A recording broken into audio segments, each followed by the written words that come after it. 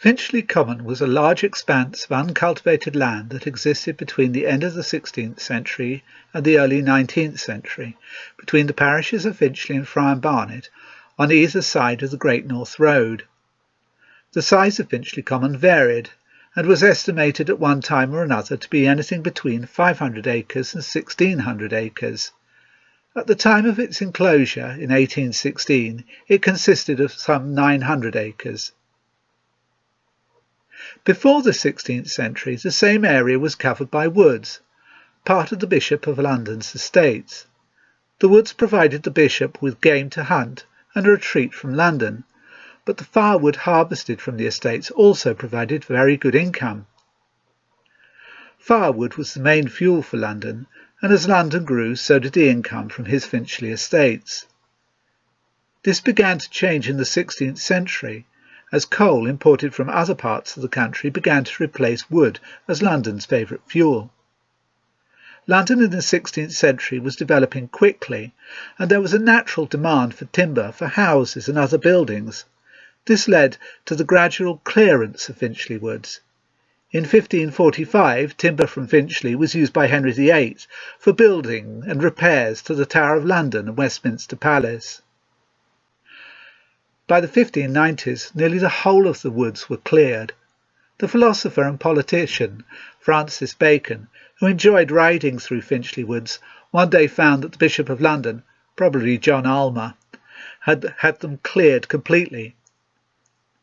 The name changed from Finchley Woods to Finchley Common during the first half of the 17th century. The herbalist John Gerard, writing in 1597, said bilberries were to be found in Finchley Wood, but the herbalist Nicholas Culpeper, writing 50 years later, said that juniper was to be found on Finchley Common. There are a few reminders of the woods which survive even today. Woodside and Woodhouse are obvious reminders, and both places exist on the hearth tax records of the 17th century. Although the last remnants of Finchley Woods from the medieval period are Coldfall Woods and Cherry Tree Woods, none of the trees are very old. These are managed woods, and the trees were cut down and replaced. Other woods are simply not that old. Coppet's Wood is a Victorian plantation that came into existence after the commons were enclosed.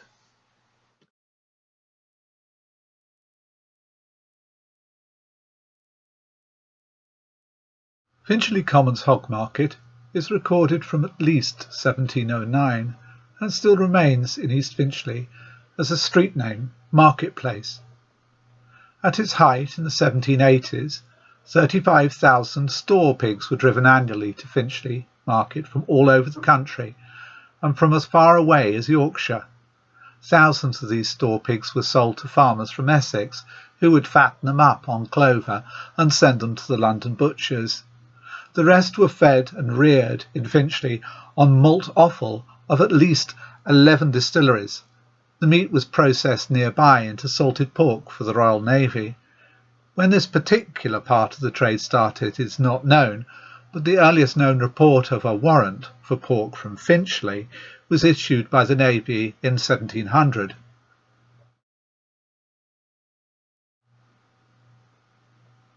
The downturn in the fortunes of the market took place in the 1810s and 20s. The principal cause referred to at the time was the rise in importation of Irish pork and bacon.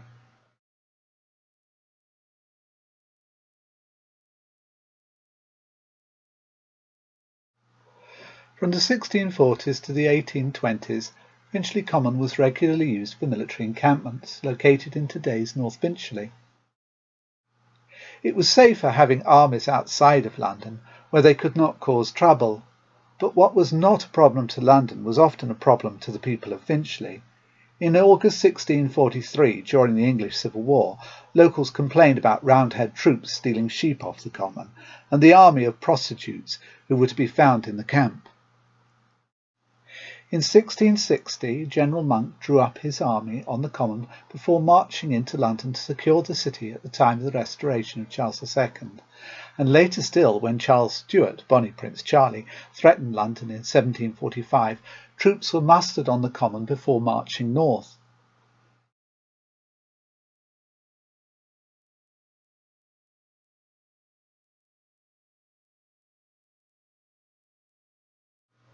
Finchley Common was a highwayman's paradise during the 18th century.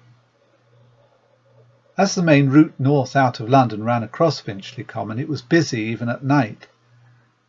Coaches became a popular form of transport in the 17th century, and a single mounted highway robber could expect not to be pursued after committing a crime. By the 18th century, highway robbery on the Common was a common occurrence. We tend to have a romantic view of these criminals, seeing them as happy-go-lucky dandies and ladies' men. Their bravado could occasionally be something of note. A single highwayman once held up 7 coaches in 10 minutes, and Dick Turpin is mentioned at least once in connection with the Common. He was reported as robbing travellers with a pewterer called Rowden in 1737.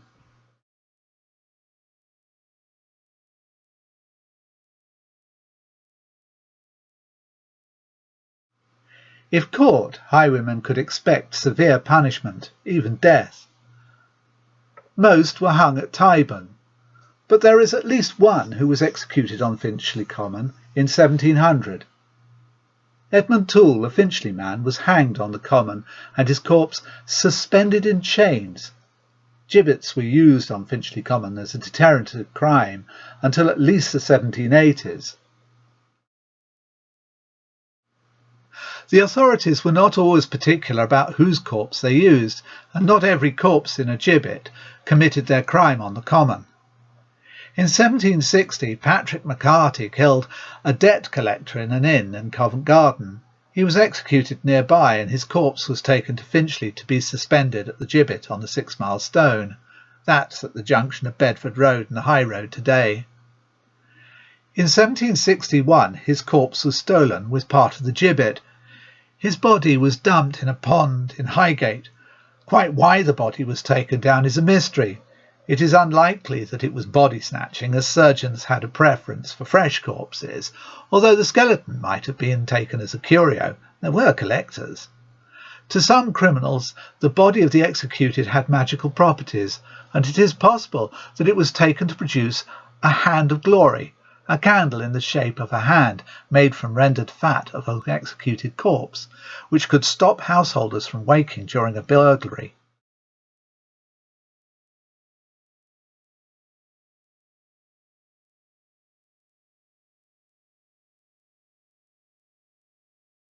To intellectual circles of the 18th century Enlightenment, Finchley Common required taming by enclosure, and this required an Act of Parliament. To these men and women, the Common was a waste that only supported a few wretched animals turned out by those who held rights on the Common. For many cottagers it was a boon which provided them with grazing rights, without which they could not survive. Finchley folk like William Toole, who described himself as a labourer and kept a small flock of sheep on the Common whilst he was engaged with other work. However, an Act to enclose Finchley Common was never going to pass through the House of Lords if the Bishop of London did not support it. The Bishop of London at the time was Bilbus Porteus, a Tory abolitionist who believed that landowners had a duty to look after the poor, and he did not want to deprive the poor cottagers of what little living they got from the Common. Porteus died in 1809, and 2 years later, in January 1811, proprietors of estates and others with rights to the Commons were requested to meet at the Queen's Head in Finchley to apply to Parliament for a Bill of Enclosure. They approached the new Lord Bishop, John Randolph, who they found was only too happy to support the bill through Parliament, which became an Act 3 months later, in April 1811. In 1814, with money to fund the project, a survey of the parishes of Finchley and Barnet were drawn up, carefully dividing the land on the Common according to the lands already held by freeholders and leaseholders. The plan and schedule is currently held by Barnet Archives and has been indexed by the Finchley Society.